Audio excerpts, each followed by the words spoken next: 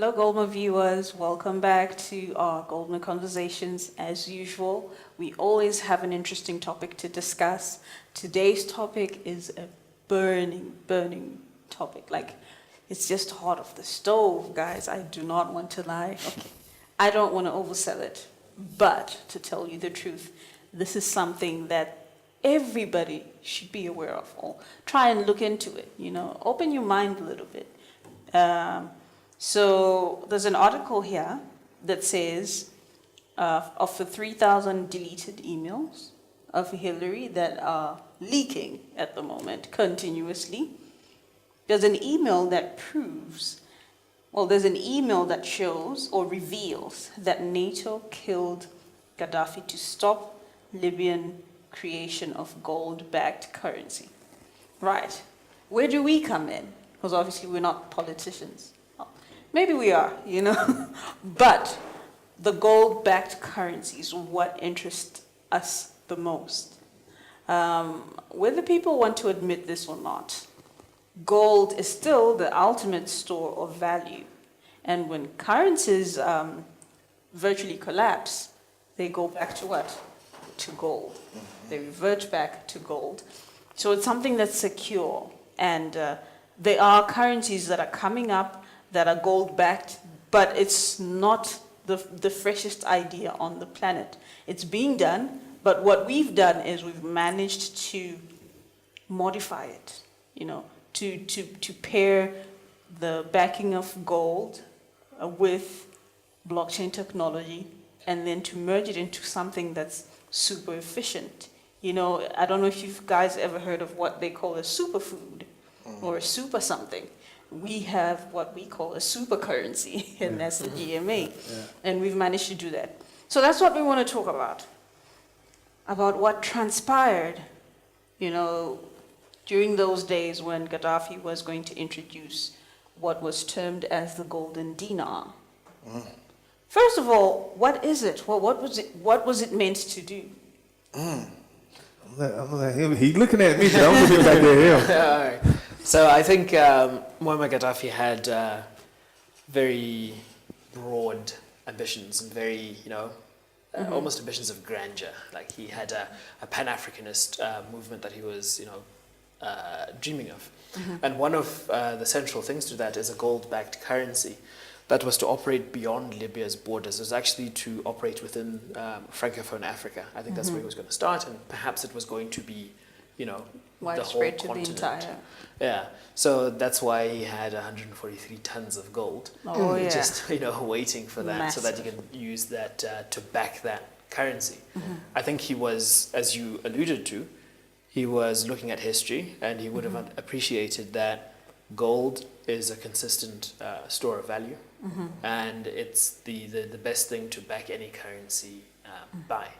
And because it's international, it would have been wonderful, because now you can set up trade on reliable terms, on consistent terms across many different countries. Yeah. Because we have to look at different economic blocks try to do the same thing. Europe had to, abandon German, Italian, whatnot. The individual national currencies are gone, and they made way for the euro. Trade is much easier when you have a common currency across, a large area. Yeah. So that's what he was trying to do, except that it was going to be a regional currency, a continental currency, backed by gold. Okay. All right. Heavy. Yeah. That's very, very heavy. Heavy. I like to dabble in the political pool a lot. Right. I see you. I see you trying to go. I see you. I'm just thinking about the impact of this. Like, I read in the article that the email said that France spearheaded this no-fly zone and the campaign against Muammar Gaddafi because they were threatened the most, because they're trying to protect their interests and influence in what is deemed to be Francophone Africa. Okay. Yeah, and I found that quite interesting. And it got me thinking, do you think that's the basis for asset-backed currencies right now? Like, is that the basis for resistance? Like, governments feel like, oh no, you're just threatening my interests. So, you know what, we don't understand this. U.S. citizens, stay away from it, you know.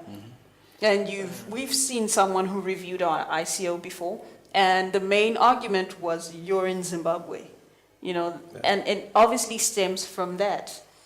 So what do you guys think?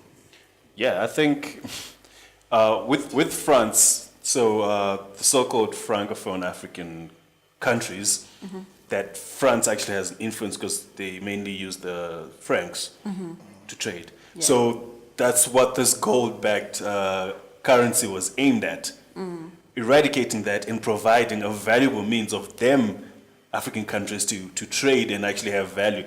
And they do not want that. They don't want to let go of the reins. It goes in relation to what's happening to the US dollar. With oil, if you change the way you trade with oil and remove the US and you want to put other currencies, even the euro, no-go zone. So what I would say is gold is probably a symbol of rebellion in this sense that we're speaking of, because all these have been imposed on us, the US dollar and the way that we're doing this. It has been imposed on us. We have to go with their terms. But when all else fails, like you said, we always fall back to gold, because that's the only known true real store of value that cannot be denied even by them, clearly, because they will ruin nations over gold. It's undeniable, clearly. So as it stands, everybody know that gold is real, and whatever happens, if you deal with gold, you've got real value. So that's what they know, and they do not want that because they don't have the monopoly. Why? We have the gold in Africa. We mine it. We have. I think the value of the gold that they took from Gaddafi was around 7 billion. Gold and silver, was around 7 billion. At the Sunrise mine, we have, in just one claim, we saw 6.1 billion, like, of potential gold inside the mine. We're not even talking about the other claims that we Now that think we about have. the whole country. Think about the whole thing. You know, like the gold we have in Zimbabwe. Gold is power. Yeah. Gold is power, and they can't let you have that power. So, yeah, it's a big one. But if everybody looks at this and actually do understand that, no, it's actually about gold. I actually want to answer critics right now. We have seen people that criticize the GMA token. I don't know why, but you know, I respect your opinions.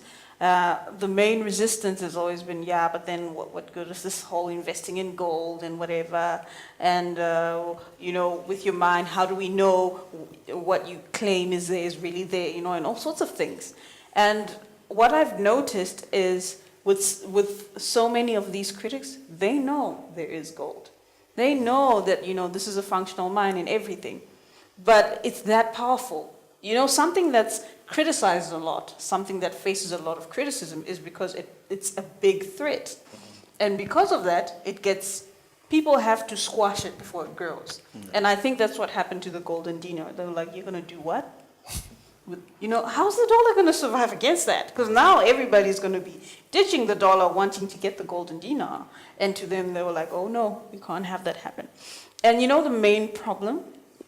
Let's say, for example, sorry, Ruben, to use you as an example, but let's say you're the bully in this room. You know, every day. So far removed from that. Every day, you come and you tell us, you know what? Nobody buys lunch or whatever. You eat my sandwiches that I make, right? Everybody, we're eating these sandwiches. And then Mr. J decides to bring his lunch one day. And then he eats whatever he wants, and you know, he's having all these fascinating meals. And then we're watching, like, Mr. J can bring his food and eat his own food? What's going to happen? I'm going to bring my food because I've seen him doing it.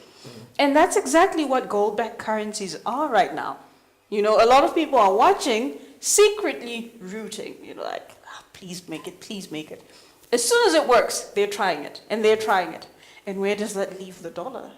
You know, and I think that's what happened with the golden dinar, and I think that's why you also see that of all the ICOs with like revolutionary business ideas, you find the GMA token being criticized by people trust me, it's not because they really don't like it, but it's because they're thinking, if this succeeds, I have no chance.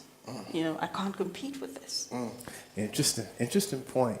You know, I see from my vantage point a lot of people who are just completely excited. They're like, wow, whoa, this is what I'm trying to do. You know, with me being from America, unfortunately, I can't really get those people who knew me, who are excited about what I'm doing. They really can't participate, unfortunately, at this time, because it's just illegal. However, it is awakening a mindset, a new thought, because all these stories, whether they're political or not, you know, it doesn't really matter unless it impacts my pocket. Exactly. I want to know, how can I use this information to now transfer that knowledge to impact my pocket? Because now when I look at that story, I'm thinking, I need to take away something from this story other than being emotionally charged. I need to now say, I'm going to take a certain percentage of my revenue and I'm going to move it to gold. I'm going to move it to cryptocurrency. I'm going to do this so that I can have a major impact on my revenue over time. I can build wealth. I can have something that I can give to my children. I can pass to my wife. Something that I can do that builds up my estate. So this is the game that I'm hoping that people are wise enough to see what we're talking about. When we're talking about Iran and we're talking about Libya, we're talking about NATO, I'm hoping they can peep game and realize, like, you really need to use this principles, this methodology, implement it in your own lifestyle. Start moving things into gold so that you will realize that you're making money instead of losing money. That's true. And you know, one thing that I like about the GMA token, just looking at it as a vision, maybe in 10 years' time, if other people can adopt the currency and use it, then imagine what it'll do for our trade. Because you look at Zimbabwe, for example, there are so many people that have home industries, you know, small to medium enterprises. I recently visited, there are guys who manufacture patio furniture, and they make it out of cane. But the cane is Malawian. They have to go get it in Malawi. So it makes furniture expensive. They have to get foreign currency and then go, and then when they get there, they have to convert it into the kwacha and like all sorts of things. But can you imagine if there was someone who accepts the GMA in Malawi? How simple would trade be if you can just say, you know what, send this much GMA tokens and then you can get cane, and then if it's a regional thing, then that sort of takes down the borders that people have been saying, you know what, we need to take down the borders and become one and whatever, but we can achieve that through such things. Gold-backed currency, a currency that people trust, you know, that is not valueless. Yeah. Having regional currencies is such an important thing.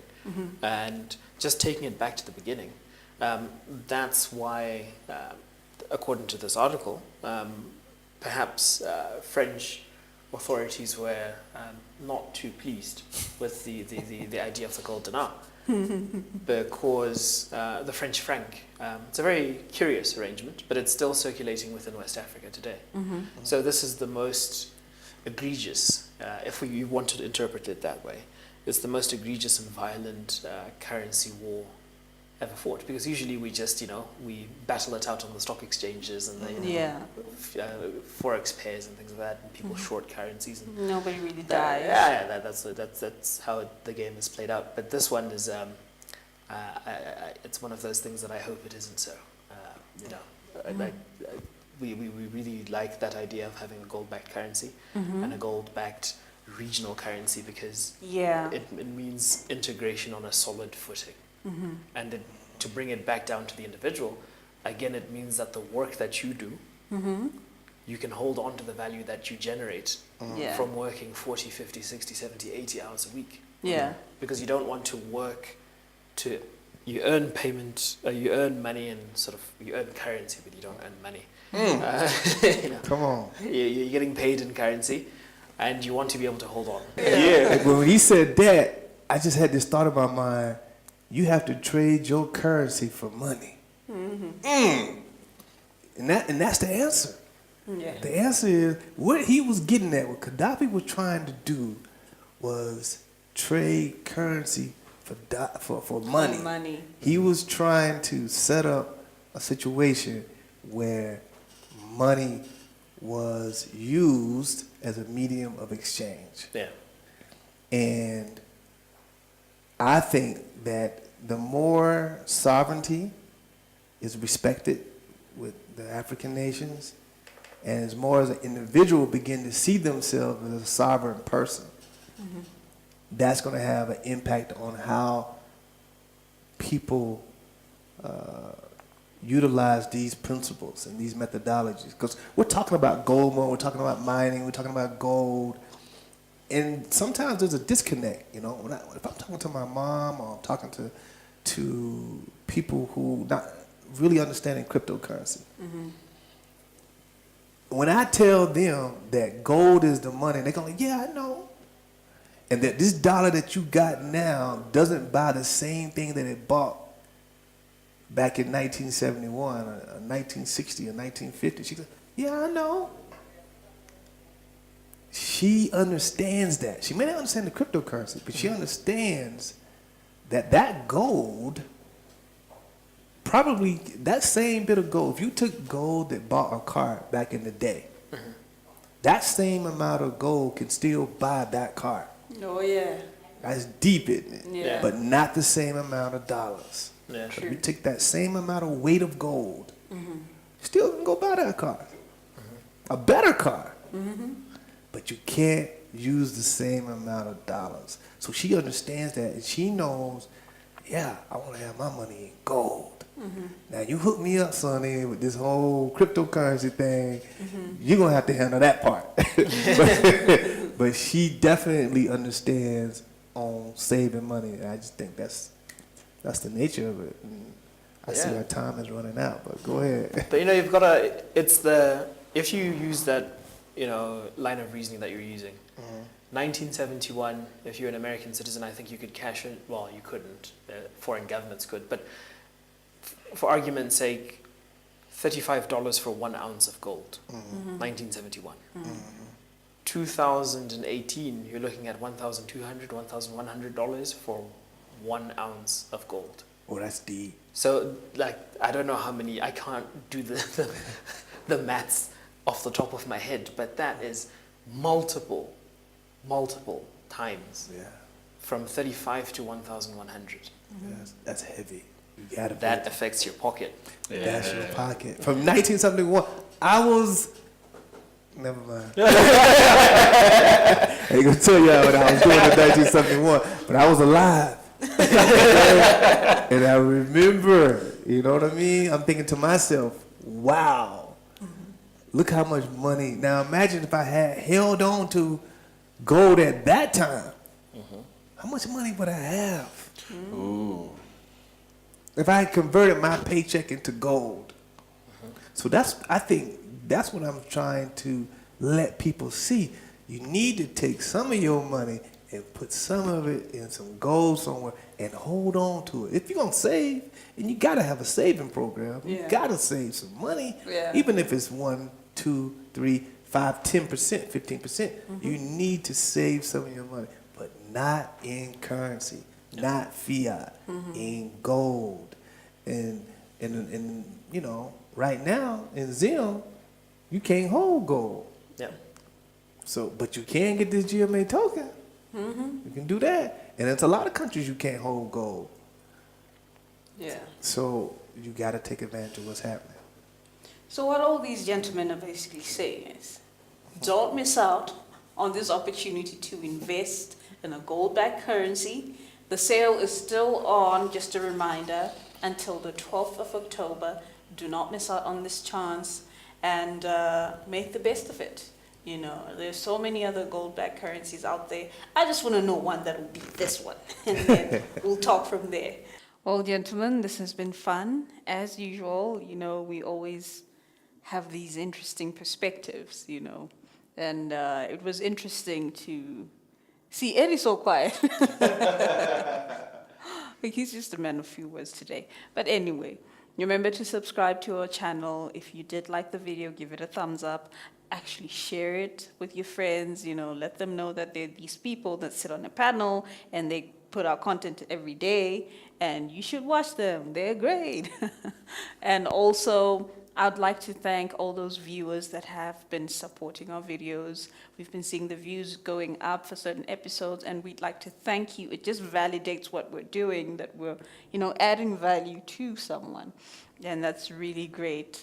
And until next time, bye-bye.